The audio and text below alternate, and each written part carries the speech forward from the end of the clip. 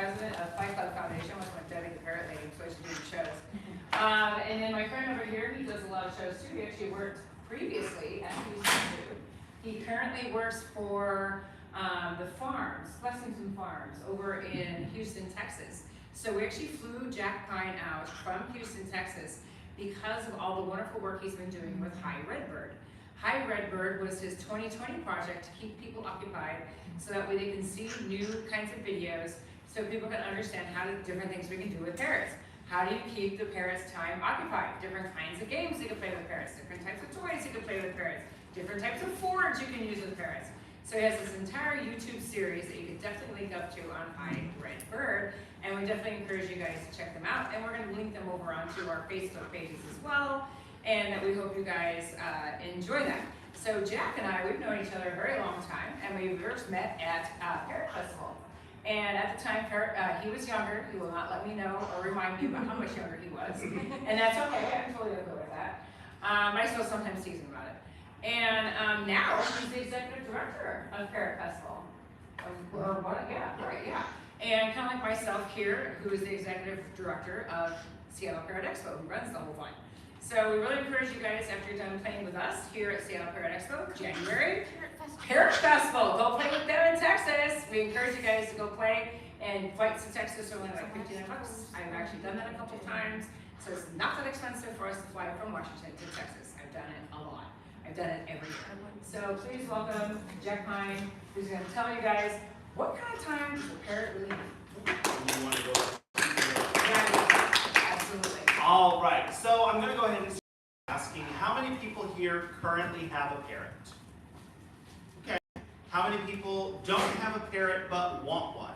Okay. Good. This presentation is going to be overwhelmingly geared towards you, but hopefully for other people who already have a parrot, there will be things that you can think of to make the keeping of your bird better, easier, more efficient. First, I'll get started. Debbie did a little bit, but I'll go ahead and give you guys an idea. Who am I? I am Jack Pine. I am currently the animal curator at Blessington Farms. It's a facility just west of Houston that is geared for educating children. So we have berries that we grow on site. We have all manner of vegetables we grow on site. But the goal of the facility was to get kids outside, get them interested in nature. So from that, I basically was given carte blanche to build an animal encounter. So we have all manner of things. We've got goats, camels, we've got sheep, pigs, all manner of reptiles, lizards, snakes, tortoises, but without a doubt, one of my favorite things are our parrots. I think parrots are absolutely incredible. I've been working with NPRPF's, the National Parrot Rescue and Preservation Foundation's annual Parrot Festival for over a decade at this point. I'm on the board of directors for the National Parrot Rescue and Preservation Foundation, and I am the festival director of Parrot Festival. So here we have some of my favorite photos. The one on the bottom left, that is actually me at the Houston Zoo holding a critically endangered red-crowned crane chick. There's an estimated 1,500 of those left in the world, so I was very, very excited not only to work with that bird, but to pet it because it is indescribably fluffy at that age. And the realization that most people don't even know what they're missing because they haven't had a chance to hold and cuddle a critically endangered red-crowned crane chick. Working with some of our animals at the farm, that right there in the middle is Atlas. He is my almost 10-foot long, 50-pound red-tailed boa. A lot of kids get very, very overwhelmed by him. So educating kids about the animals, what makes them special is really, really important. And that is one of the driving forces of what I do. And then of course holding a saddle-bill stork because they are absolutely beautiful, impressive birds as well. So what do I want people to get out of this session? So this session is going to explore not just the time, but the energy that goes into taking care of a companion character. I want to start by saying I am not trying to dissuade anyone from getting a parrot. I am not saying no, you shouldn't get a parrot. But I want people to be prepared, knowing what goes into taking care of a parrot, having a plan in place, is ultimately going to help you be more successful. I want you to enjoy your time with a parrot, because when you get overwhelmed by things, when there are things that you weren't planning that you have to deal with on a daily basis, it can be very, very easy to get frustrated. I've even seen some owners who were not properly informed before they got their bird grow to resent their parrot. And we don't want that to happen. These are incredible animals. They can have a tremendous beneficial impact on your life, so we want to make sure that you guys just know what goes into taking care of them. So we're going to break this session down into a couple of different categories. We're going to start with what you should be doing before you even get your parrot, then what you need to do with your parrot at home, then what you may need to do with your parrot outside of the home. And if you guys are watching this presentation here, you will also be able to watch it again and again on Flight Club Foundation's Facebook page. These videos are all going live, so you can rewatch them as much as you want. It is also being recorded and will be available on the High Redbird YouTube channel. So plenty of places where you can get the information, share the information. And information is critically important. So the first thing you need to do with your bird, you need to do your research. And there's a couple of things you want to research. Birds in general, there are a lot of things that are the same between a variety of different birds. And the biggest thing to remember, they are not dogs or cats. They are incredibly different from dogs or cats. They are different from guinea pigs. They are different from fish. Parrots are their own. With them, how they interact with the world is going to be really, really important. But you also want to make sure you pay attention to your individual species of parrot, because that is going to make a major difference in how you take care of your bird as well. If you look at something like a parakeet, a lorikeet, and a hyacinth macaw, all of those are technically parrots, but you are going to be looking at drastic differences in diet, drastic differences in housing, drastic differences in what those animals can have in terms of general enrichment. So knowing what bird you are getting and researching that individual bird is going to make a big difference. You're also going to be looking at potential health problems that bird has, because different species face different challenges. You want to make sure you are planning for the long term, because again, they are not dogs or cats.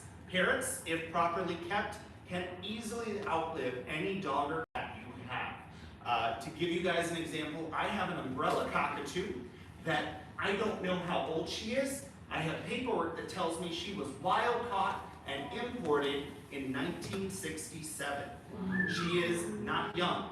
I have a Red Lord Amazon right now that is currently estimated to be in her late 50s, early 60s. These birds can live quite a long time. Even smaller birds, things like budgies, things like conures, you can be looking at anywhere from 15 to 30 years if properly kept. Now, max lifespan and median lifespan are not the same. The same way that people can live to be 100 years old doesn't mean all of them will live to be 100 years old, but it is something you want to be prepared for. It definitely can be one of the biggest challenges that people face with their parrots. Now, when you want to plan for your bird, there are a couple of things you want to think about. Please do all of these before you get your bird. Finding veterinary care in your area is critically important. Finding a veterinarian that can work with your bird, that's comfortable working with birds, can sometimes be a little bit of a challenge, but the benefit when you do that, you have a resource to then help you with every other aspect of figuring out that bird's care. If you don't know what you should be feeding your bird, how you should be housing your bird, how you should be enriching and training your bird, your veterinarian can be a good resource to help you find all of that out. When you are thinking about veterinarians, you need to think about two different types of veterinarian, and they don't always coincide. A regular veterinarian who can see your bird, take good care of your bird, but also an emergency veterinarian, because emergencies never really happen when you plan them to. It's almost always at an inopportune moment, and finding a veterinarian that can triage your bird, get it into stable condition if there's an accident in the middle of the night, can be really. You you are going to be very stressed in that situation. It's going to be very difficult in the moment, so please have that information ready before you even need it. You are going to diminish your own stress in that situation, and you're going to be doing a great service for your bird as well. Now you're also going to want to look at things like bird stores and bird clubs that are available in your area. I know as we go going forward, it's really, really easy to think all of these things can be done online. And a lot of great information is available online. You can order bird food, cages, toy parts online, but there isn't a substitute for having people in your area that you can talk to about your bird. One, you might get the benefit of having someone that would be willing to watch your bird if you go out of town, which you may want to do sometime in the 30+ years that you are going to have your bird. You can have somebody that you can talk to about some of the challenges that you are facing, finding things like toys, finding things like providing different enrichment opportunities for your bird. And at the end of the day, when you have a bird that has chewed up your nightstand and left feathers all over the living room and thrown food against the wall, you have people you can talk to who understand your pain. And all of these things are going to help you take the best care of your bird. Now you also want to think about boarding in your area, because again, maybe you can't find the friend who wants to come over every single time, but you're probably going to want to leave the house for an extended period of time at some point in the 30+ years of having your bird. So finding a facility that can board your bird, whether it's a bird store, a veterinarian, or an approved boarding facility, a place that focuses just on boarding, can be really important. Now, one point I want to drive home, because this is something I hear a lot and it drives me absolutely insane. I do not believe in the concept of a beginner bird. The reason for that, I feel that a lot of times the term beginner bird is used to excuse not providing your bird proper care. Even if you spend $15 and get a budgie at a feed store, that bird still deserves to be properly taken care of. You have to provide for its diet, its mental stimulation, its emotional well-being, veterinary expenses. If you are thinking of your bird in terms of the price tag that is associated when you got it, this is one of the only times that I will say, please reconsider whether or not you actually want a bird, because the value of a companion parrot is not in what you pay for it when you get it. You have an emotionally intelligent, literally intelligent being that you can interact with for so much time. There's so much value there. So definitely just keep that in mind. If there is a particular species of bird you are interested in as a pet, the good thing there is you will be more likely to do a little bit more research. You'll be very, very excited about that bird. If someone tells you you have to get a cockatiel, because that's an ideal beginner bird, and you really wanted a conure, well, that cockatiel is never going to turn into a conure. And you might be upset that it's not a conure, but if you do your research on conures, figure out exactly which type you want, you'll be very, very excited about it, likely to put in that effort. When you get your enclosure for your bird, please, please, please set up the cage before you actually have the bird. I say from experience and conversations I have had with people, a lot of people will start with something like a conure, a cockatiel, and they think they'll go to the pet store, they'll get the bird, and they'll get the cage at the same time. They'll set the cage up with them. It's wonderful.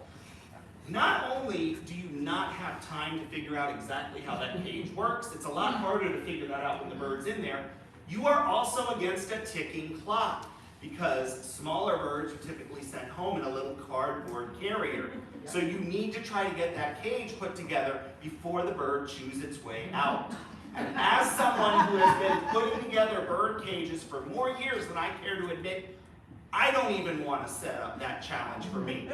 Please don't do that for yourself. Set yourself up for success. have the enclosure set up and ready to go before you bring your bird home. Now there's a couple of things you want to think about with your enclosure setup.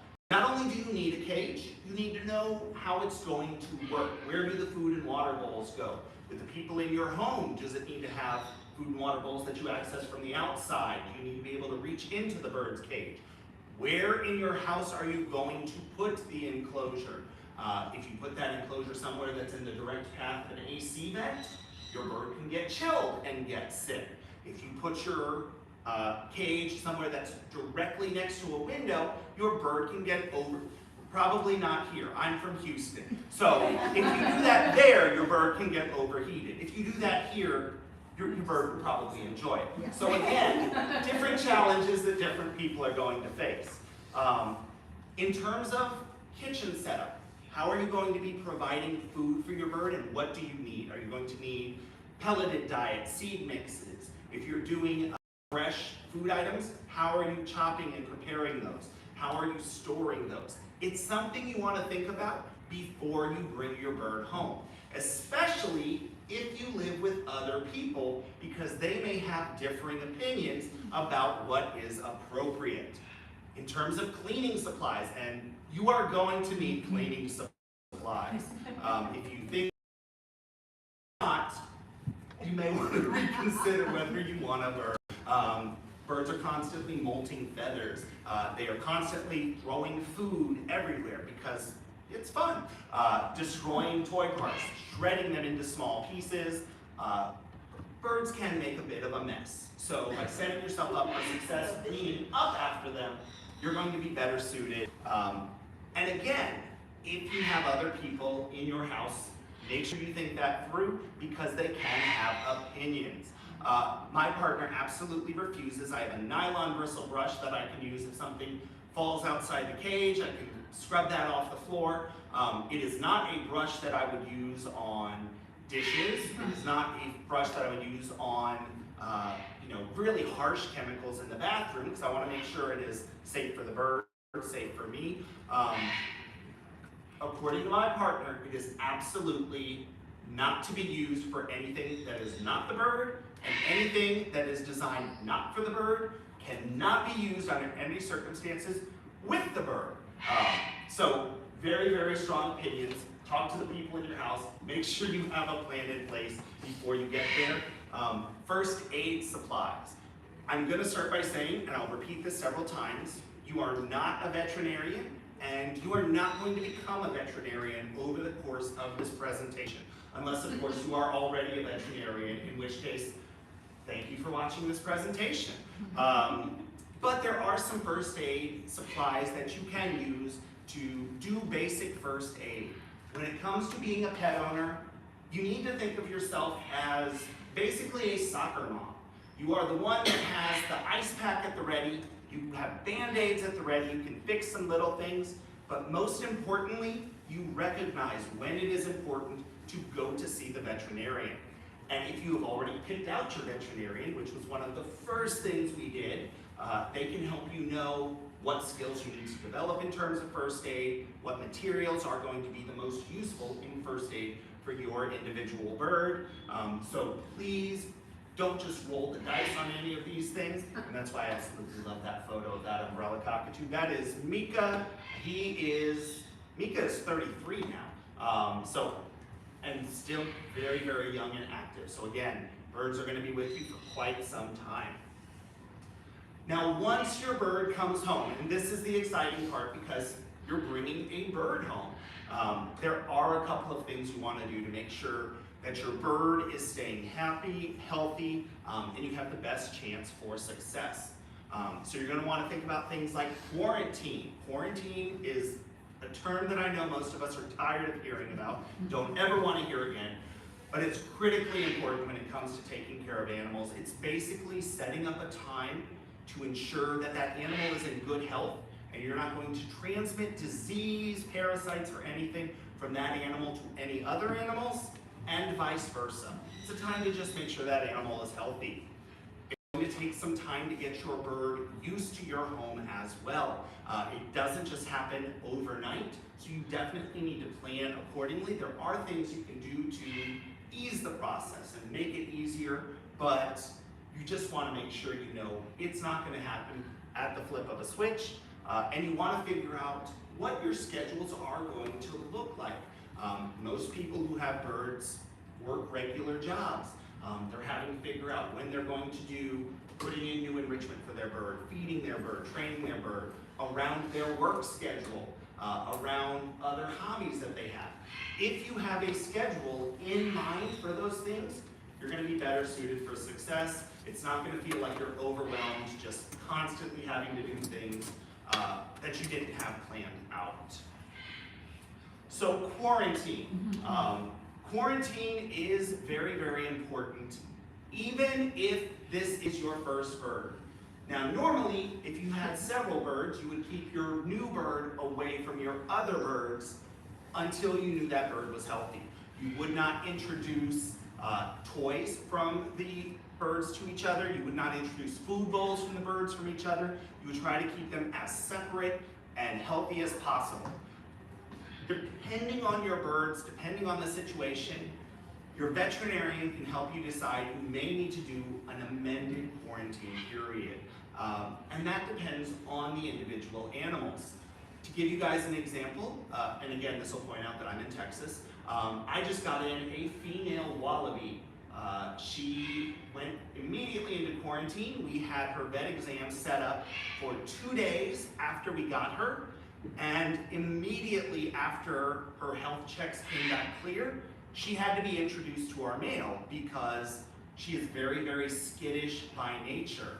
The risk of her hurting herself, crashing into wire, stressing herself out was far worse than waiting past those vet checks after just 2 days. Ideally, you would want to wait a little bit longer because some signs of disease could take some time to show themselves, but with that approval from the vet, we decided the bigger risk would be keeping her apart. So you just want to make sure you talk to your veterinarian about what they think an appropriate quarantine period would be. And while I love this photo, please don't give your birds margaritas. I've met many, many birds. I think they would be very angry drunks. Now, when it comes to having your birds, something I've seen used for dogs and cats, which we'll go ahead and take a look at for birds as well, it's called the rule of 3. So basically, it takes 3 days for your bird to decompress. Even if your bird came from a reputable breeder and you are ready to take the best possible care of it, you are the best home, you have everything set up, in that situation, it's still going to be a brand new person, a brand new cage, a brand new environment, a brand new routine. Everything is going to have changed. And that is in the best case scenario. A lot of times we get in birds that are rescued birds. They have gone through numerous homes, so they're going to be facing greater challenges.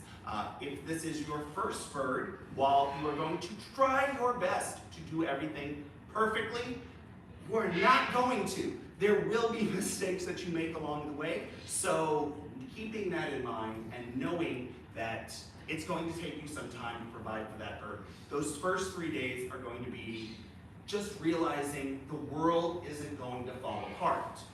After 3 days to decompress, we have 3 weeks to begin to learn your routine. That's when the bird will start building some comfort in its environment. It'll learn when it gets fed, when it gets enrichment, when you leave for work and come home. It'll start to feel familiar in its environment, but it's typically regarded that it will take 3 months for your bird to feel fully at home. It'll have a really good sense of what that home life looks like.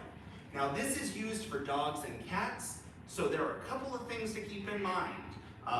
With few exceptions, parrots are smarter than dogs and cats, and I have met a few that are not. They're very, very intelligent. They can pick up on your routine so much faster. They are social creatures, so they want to pick up on your routine. They want to know what's going on, so maybe they learn those things faster.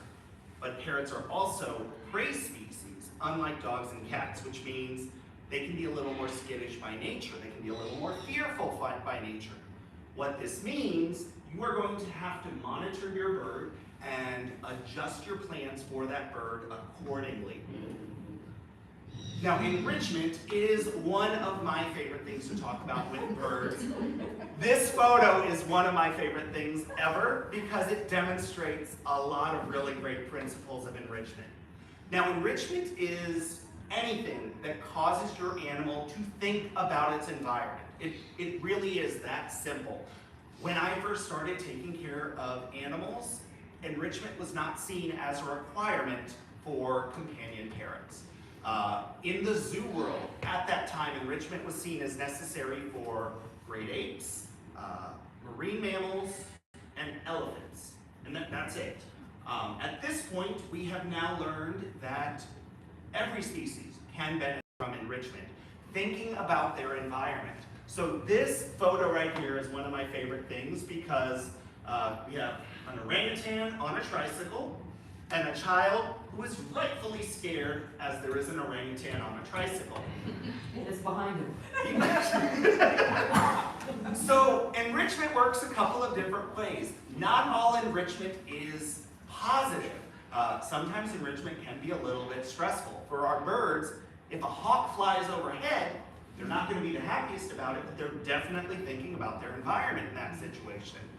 Now, ideally, we want to try to provide positive interactions with our birds. We want them to associate us with things that are positive. So for our birds, we definitely want to try to provide for them like the orangutan, which looks like it is having a blast, and I can't tell if that is because of the tricycle or because of chasing the small child. Sometimes you don't know exactly what your animal is loving about the situation, but as long as you continue to provide them new things, to observe them, you're going to learn the specifics of your animals. Now, your enrichment routine is going to benefit from regular irregularity.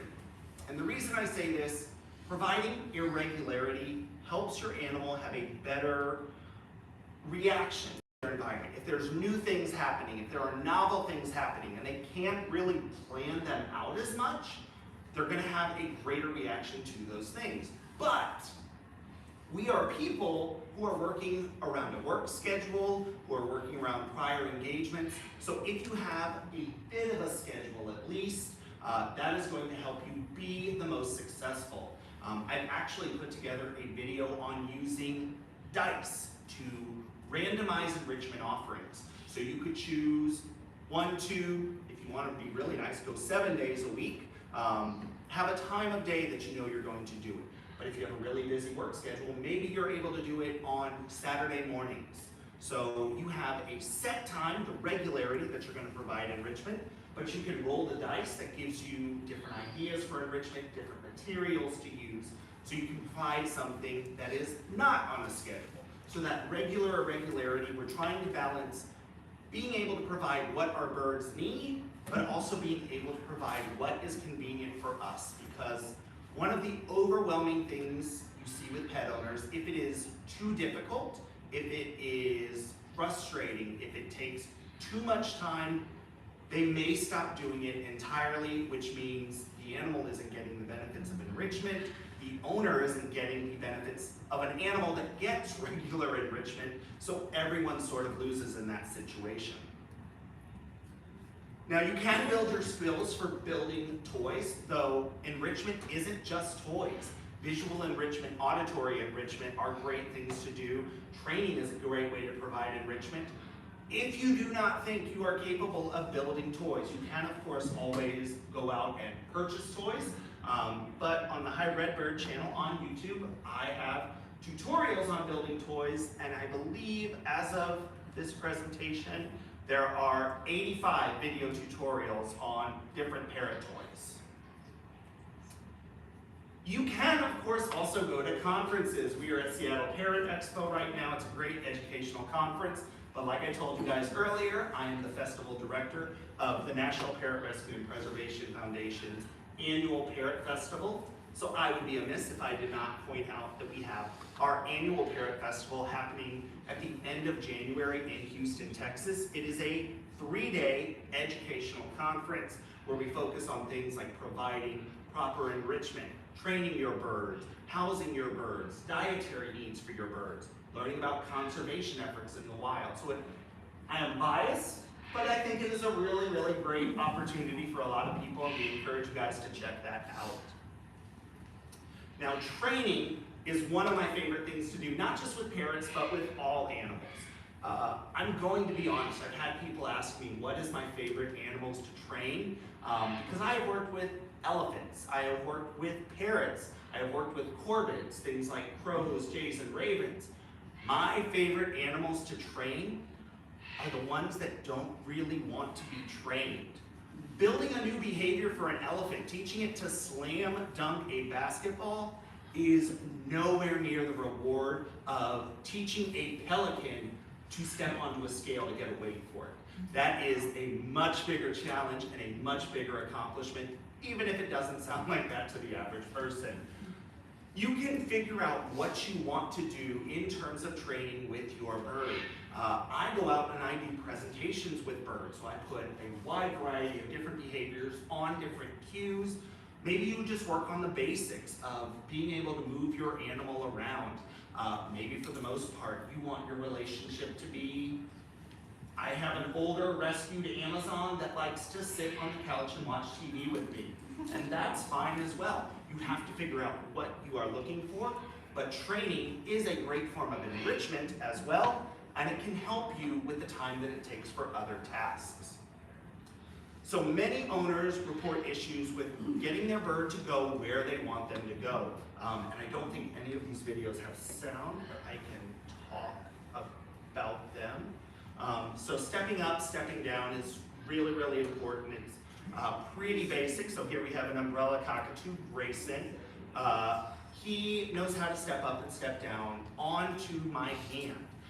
If you have a bird that doesn't want to do that, and you can see Grayson walks right over, steps up, easiest thing in the world. When I want to put him down somewhere, I tell him to step down. If you train your bird to step up, please also train your bird to step down. I have seen too many birds that know how to step up. They climb up to your shoulder or your head, and there is no hope of getting them down. But if you work on that regularly from the beginning, you will have no issue at all, but please know that that step down is just as important as the step up. Now, some birds are going to be a little bit different. They'll want to step up to the back rather than to the front. Some of them will want to step up onto a perch rather than onto your hand or your forearm. That is fine. You will have an individual bird. You will be adjusting things for that individual bird. Make sure you think about that bird while you are doing things, and if you never get the bird to step up, you can target train them. You can teach them to work with, you can use your finger, your fist, you can use a target pole, something like a chopstick works really well for most small parrots. You teach them to touch that when you present that and when you cue it. So even if your bird doesn't want to step up, I could have a bird that is right here, I can target train it and get it to all the way over to this chair. It's not going to happen in one training session, but it is something that's going to be very, very useful. Station training and scale training. I lump these two together because when you get station training, you pretty much have scale training as well. Station training is training your bird to go to a particular spot and stay in a particular spot for a specific duration of time. It really depends on you as the trainer and your animal. And of course, scale training is using that behavior to get your animal to step onto a scale. So in this video right here, I have a scale platform that I built that is also a station platform. I actually custom made it for the size of the scale, so it fits perfectly. The bird can step down onto that. I have it zero. I put the platform on, the bird steps on. I get an accurate weight on that bird. The benefit of that PVC stand that I built is that I can also if I just want my bird in there. I can move it to pretty much any room in the house for the bird to be able to interact with me. And another shameless plug, if you guys don't already have one, there is a tutorial on the Hybrid Bird YouTube channel. Build one of those in under 5 minutes. Scale training is really important because Scale training is one of the only ways you're going to be able to have a consistent understanding of how your bird is doing in terms of their health. Birds lie. Any bird owner can tell you that. They are prey species. They want to hide any sign of illness or injury. So if they are not feeling well, especially if you are in the vicinity and looking, they will try to hide those things. Maybe they have a little bit of a limp. They're not going to show you when you are around. One thing they cannot hide, one thing that we all have to face, and it gets a little bit rougher as you get older, does not lie to you. So if you have that weight on your bird, it's going to help you know if your bird is gaining weight, if your bird is losing weight. Any change like that can be a sign in the overall wellness of your bird. Now, when you need your bird to go somewhere else, and sometime in the 30+ years that you have this bird, you may want it to go somewhere else. Crate training is going to be really, really important. I don't know how well it'll show up on this video because it is smaller. I actually custom build all of my crates because I need them to do a little bit of double duty. When it comes to a crate, you want it to be an appropriate size and an appropriate material for the bird for a duration that you need. Obviously, the size crate you need to bring a bird 5 minutes down the road to the vet is probably not going to be the same size cage that you need to evacuate your bird and have it live in the cage for 3 to 4 days if there is an emergency. When you work with your crate, you want to make sure that that crate is going to be somewhere that is readily accessible. If you pack your crate up into the attic, you are never going to crate train your bird. It is never going to get the benefit of learning how to work with that crate. You want to make sure that you don't scare your bird with crate training. I have seen so many people get their bird into a crate and they slam the door because yes, we've crate trained the bird, and then it never wants to go in that crate again because that was traumatizing and scary. So with something like this, getting your bird to step near a crate, then step into the crate with the door open, slowly closing the door part way, slowly closing the door all the way. You can build that pretty easily, but you just want to keep those things in mind. Now, when we're talking about how to crate train that bird, pretty much any behavior can be broken down into approximations. Those are just the steps that make up a behavior. This is one of my favorite videos in the whole world because this is several weeks of work that I wanted so that is my green sheet conure widget. I wanted to demonstrate these things. I figured, okay, I'm gonna have to do these in individual videos. This is gonna take half an hour. Widget said, no, I'm smarter than you. We're gonna do the entire thing in 1.5 minutes. So when I towel train a bird, which for me is a really important way to provide for my bird to make sure when they go to the veterinarian, if they're strained or anything like that, it's not going to be stressful for them. So with a bird like this, I start by playing a game called Squish the Bird. I do not actually squish the bird, but I just take my hands, I apply gentle pressure.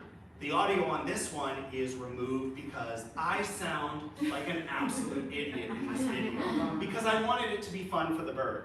I then present it with a towel. As you saw, there was no reaction to that, no stressful reaction. So then we lightly apply pressure with the towel. Again, there is no negative reaction from that bird. It is very, very excited because it thinks we're playing a game. I then teach the bird to step up into a towel on its own. Then we wrap the bird in the towel. How many people have had to take their bird to a veterinarian and once it gets wrapped up into a towel, it is a screaming nightmare for everyone involved. That's a great problem. Never heard one before. Okay. I adopted, only had him a couple weeks. That I never want to go through again. It can be very, very traumatic I've for... seen this video. It is awesome. Well, and okay, so I lied. I said we did it in under 1.5 minutes. We did this entire video in 46 seconds. Now, the entire behavior didn't happen in 46 seconds, but you can break down behaviors into really small pieces, make them really easy to manage, set yourself up appropriately. But again, the thing that makes me so excited about this, every single instant of this, This bird is engaged, it is having fun. This is not a remotely stressful thing. This is fun enrichment for this bird, but it's also incredibly useful. If you go to a veterinarian, they can wrap up your bird this easily. When you bring your bird to a veterinarian and it does all of this, do not be surprised if the vet asks you, "What's wrong with your bird?" And then they get very, very excited. Speaking of veterinary care, oh no, wait, I had a few more things I wanted to say about that. So, with this, I like to recommend that people do multiple smaller training sessions. I usually do a training session with my bird in the morning in the time it takes me to pour a cup of coffee. If you try to plan out an hour training session with your bird once a week, your bird may get frustrated, it may get overwhelmed, it may get outright bored. By doing more frequent, shorter training sessions, you are going to have a much better chance of success. But I actually did the math on this. If you do a 5-minute training session with your bird every day for a bird that lives to be 30 years old, over the lifespan of that bird, you are going to spend 38 days training your bird. So just know that that's going to be part of what goes into taking care of it. But it definitely is worthwhile and a lot of fun. And when you have your bird trained to do that, you're going to have a much better chance with things like veterinary care. Regular veterinary care is going to be important for just about any bird. Sorry, not just about, for any bird. Even when we talk about things like that budgie that you won at the county fair, which I hope they don't do that anymore. Am I showing whole lamb again? You still need to provide proper care for that bird. There are things that you can do at home, and there are things that you're going to need to do with the veterinarian. So when you are at home, obviously getting weights on your bird on a regular basis. General observations, looking at things like a change in their appetite, their activity, can be really, really important. In the veterinary medicine world, there's a very important term called ADR, and it basically means the bird ain't doing right. If there's not something immediately obvious that you know is a problem, if something doesn't come back as a blood value issue, if something doesn't come back as a physical injury, but you notice there has been a change in that bird that can still be indicative of a potential problem, observing your bird, letting your veterinarian know about that is really, really important. You want to pay attention to things like their favorite foods, their favorite toys, because while a veterinarian is going to be geared at knowing what is the best medicine to treat your bird, they are not going to know what is the best way to get that medicine into your bird. If you need to do pills or liquid medication, if you need to syringe train your bird, if there are ways that you can hide that medication, you are going to be more of an authority on getting that medication into your bird than your vet. So knowing what food items your bird likes is really, really important. And of course, you're going to want to know those aspects of general first aid. And again, your veterinarian can help you with what they think you need to know. I don't try to go into that in depth because I don't want people to see this and think they already know about it. Please talk to your veterinarian about what skills they would like you to have, and they can help you develop those as well. Now, when you go to your veterinarian, there are a couple of things they are going to do. This is going to take some time because you're going to be looking at least one annual vet visit per year for most veterinarians. Depending on the bird, if you have an older bird or a bird with chronic issues, your vet may want to see it more often, maybe as frequently as once a month. So make sure you talk to your veterinarian about how often they want to see your bird. They're typically going to do things like a general blood work, just to make sure that your bird is in good health. I warn you about this now because for a lot of first-time bird owners, this can be very, very traumatic because for most birds, the best way to get blood is going to be through the jugular. That is the largest blood vessel that is there.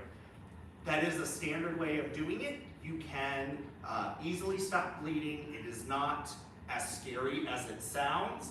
But especially if you are a first-time bird owner and you hear that, it can be outright terrifying. They may do things like fecal exams. If your bird came from somewhere with other birds, there could be a risk of parasites. There could be a risk of bacterial or fungal infections. So you want to make sure you think about that. And they may give you some recommendations on beak trims or nail trims, which may not be necessary at all if you're able to provide your bird a good environment that lets them wear down their nails on their own. If their beak is in good health and wearing down on its own, it may not be necessary, but that 30-plus-year-old cockatoo I showed you guys, Mika, he has a scissor beak. It doesn't grow in line, so he has to go for beak trims about every 6 to 8 weeks. Now, regular veterinary care is really, really important. A great vet is going to help you with so many issues about your bird, knowing what to provide them. But one thing I want people to remember is you and your vet should be a team. You should feel very, very comfortable talking to your veterinarian, asking them questions. If you are not comfortable doing that with your veterinarian, you may need to find another veterinarian. When it comes to your bird, your vet is going to have a great understanding of the anatomy, the overall layout of your bird. But you know the particulars of your individual bird, and if you and your vet can work as a team, you're going to have a better chance providing an optimized lifestyle for your bird. When you think about things like boarding, and we're almost done, I promise. When you think about things like boarding, because you want to put your bird somewhere and get out of town for a weekend, there are a couple of things you want to think about. With things like your friends and family, if they are willing to take care of your bird, that's great. The problem is all of those things that it took you so long to learn with your bird, you now have to teach somebody else how to do. So when we're looking at the time and energy investment, sometimes having your friends and family do that may not be the best option. So instead, you may want to look at boarding facilities. And there are a couple of considerations that you want to make with a boarding facility. And your boarding facility should be able to answer all of these questions. If they can't, I would personally look at another boarding facility. Even if they can answer all of these questions, you're then left wondering, is that answer appropriate for you and your bird? So you're going to want to think about things like cost. How much does it cost your bird to stay at a boarding facility? What are the health requirements for your bird to go there? They may need specialized vet visits or certifications to even go to any sort of facility. What do they offer in terms of diet and enrichment on a regular basis? If they say they feed your bird pellets and it's enriched by the other birds in the area, I don't know that I'd be okay with that. But that is definitely a question for you. But they should have at least a plan in place of how they're going to provide food for their birds, how they're going to provide enrichment opportunities for their birds. Do they have a relationship with a veterinarian? Emergencies typically cannot be planned. No, emergencies cannot be planned. I have never had one I have been able to, write into a calendar and say, this is when that will happen. If that happens when you are out of town, it can be a much more stressful event for you. So knowing if your boarding facility has a working relationship with a vet, if your bird breaks its leg, can they immediately take it in to an emergency vet to have that treated and looked at, can be really, really important. And how do they keep their birds? Do they keep their birds all together in one room? Do they keep their birds in one room in separate cages? Do each of the birds get their own individual room? There's actually a place in Minnesota, Avian Suites, where every single one of the birds that comes in gets its own individual room per household with isolated airflow to minimize the risk of disease transmission between other birds, even after they do vet certifications and things like that. So definitely be prepared to ask those questions.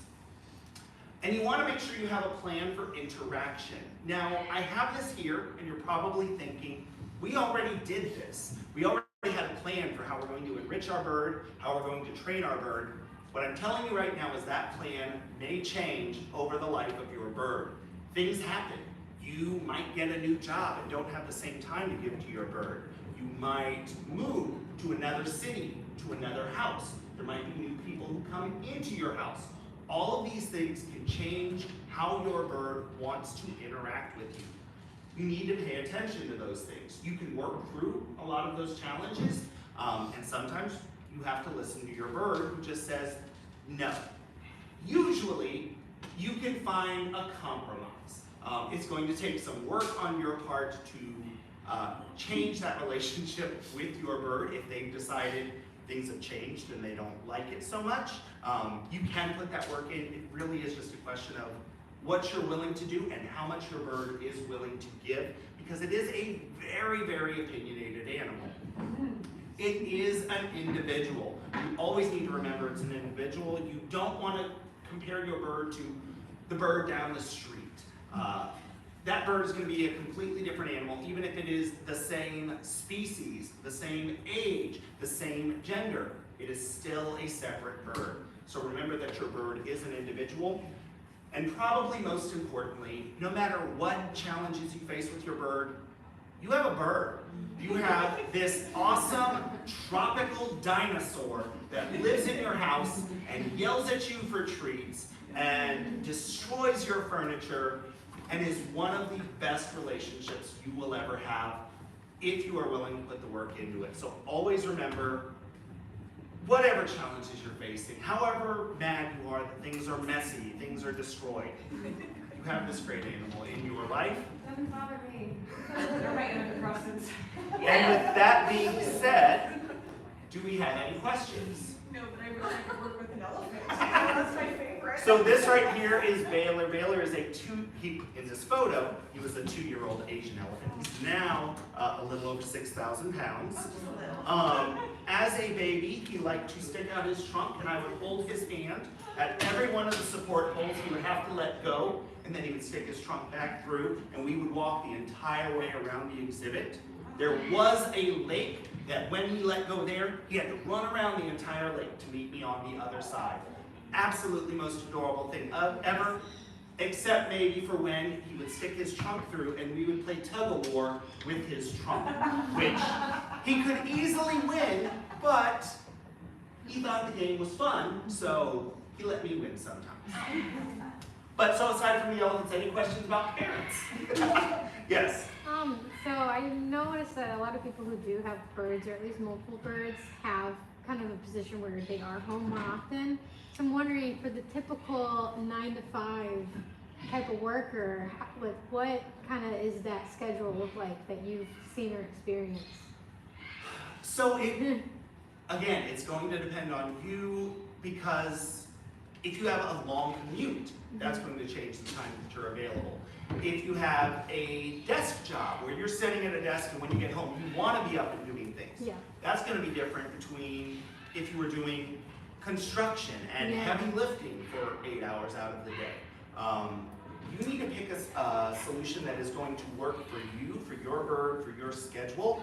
And I can't tell you exactly what that's going to entail. What I can tell you, I have seen a wide variety of different schedules, different approaches that people have made work for them. I've seen one woman who had 3 African greys, and she was a professional flight attendant. So she would be out of her home for several days out of the week at a time. She had a setup for their enrichment. She had a setup for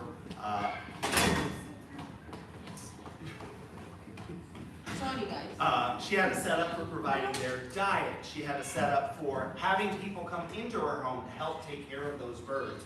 Having that plan in place, though, for her individual needs was the most important part. So it is doable. There are people that can definitely help you think about it. Again, you can find those local bird clubs, those bird stores. They can give you ideas. To ask questions like that as well. There is actually a High Red Bird group on Facebook where you can ask questions like that as well to anybody else that's in the group. But there are a lot of different things you can do. It is completely doable. Cool. Thank you.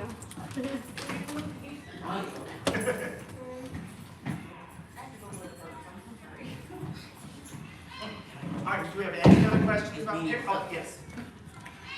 You probably get this one a lot, got biting. Okay, So I've had birds since I was a little kid, okay, and my own personal pet is a, almost 20-month-old cockatiel. okay, And I had a cockatiel before that, 25 years. So I'm watching my son's conure, who is 3, and she bonded to him now, and she was a rehome to him. But she doesn't love us in our home. We're watching her while he's on a work assignment. So how do you read or kind of get the biting aspect on it? She steps up, she'll kind of like, sometimes she'll just kind of tap, you know, like a little warning, but then I can get her up here. Okay. And then sometimes I can't get her off and I can just drop her back on a perch, or I can use a perch, a stick, and step up. so a couple of things to keep, and I'm gonna start by saying, in the entire time that I have kept birds, I have been bitten, legitimately bitten, 6 times. Wow. And I can point out how it was my fault or my inexperience in pretty much every single one of those times. I encourage people who don't really know what they are doing with their birds to, if you're new to birds, if it's a brand new bird that you're not as familiar working with, video record your training sessions, because there might be something in the bird's body language that it is doing, but you're just not picking up on. If the bird in that situation, you say it's giving you warning taps, pay attention to those warning taps, because a lot of times birds can be trained to bite because the initial warnings they were given weren't heeded. I once saw someone who had a Quaker parrot that, honestly, I'm convinced that bird was a small dragon, because it had been trained that all of the other previous warnings it gave were going to be ignored. They would manhandle the bird and say, oh, it bites you for a little bit, but it's fine. Look, I can set it right here. The bird did not want to participate in that. You took away all choice from the bird. When the bird would posture towards you to say, no, I don't want to, that got ignored. When the bird was giving a light warning bite, which a lot of times they won't even try to bite, they'll just get bonked with the beak, that got ignored. Light beak bites got ignored. So now we have this bird that has been trained, if it sees a person, the person's gonna make it do things it doesn't want to do. I need to bite the bejesus out of them. So paying attention to those warning signs is going to be really important. Now sometimes you can't do that. 2 of the bites that I had, one was a Quaker parrot that got out of the hotel at Parrot Festival. It actually flew up onto the roof, so I had to go up on a ladder, grab the bird, and climb down a roof. I didn't have the time to build a relationship with it, watch its body language. I needed to get that bird off a roof. Another situation was at the Houston Zoo. We had a rainbow lorikeet get out. I had a bowl of nectar. I was able to get the bird near a tree. I had to get that bird in secondary containment, which meant I just needed to grab the bird. It bit the bejesus out of me, which if you have never been bit by a lorikeet, consider yourself lucky, because that is not fun. But if you pay attention to those warning signs, I do not think that bites are inevitable. I think it is something you can work through, but it is just going to be a matter of watching the bird, learning the bird, and I encourage video recording your training sessions to see if there's something that you're missing. That's going to be something that all professional animal trainers do, no matter what species they're working with, because it works. So it's definitely something you can use for your birds at home as well. Do you have anything else? Yes. I don't have a question.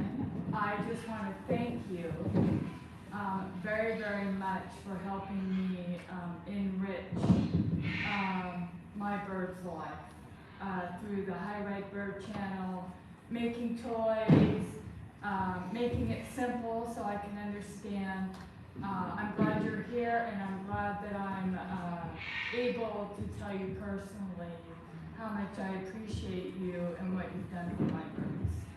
I am so happy to hear that.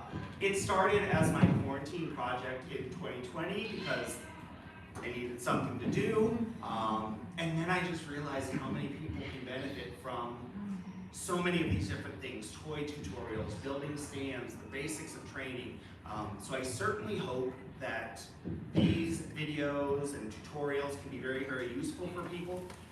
And if I'm being honest, my hope is that by the time I am ready to retire, all of these videos are outdated and not appropriate anymore, because we will have advanced so far in taking care of birds, training our birds, providing them that choice, providing them that optimized welfare, that even the things that I recommend might seem heavy-handed, might seem primitive. So I'm really, really happy to help people take care of the birds now. And I look forward to taking care of birds in the future. If you take care of animals and there's random noises, you always got to ask yourself, what is going on? But it is still not as bad as random silence. All right, well, thank you all so much.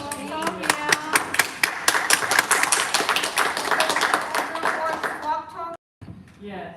Yeah. Yeah, because that's another one that they, Yeah. he and Robin started.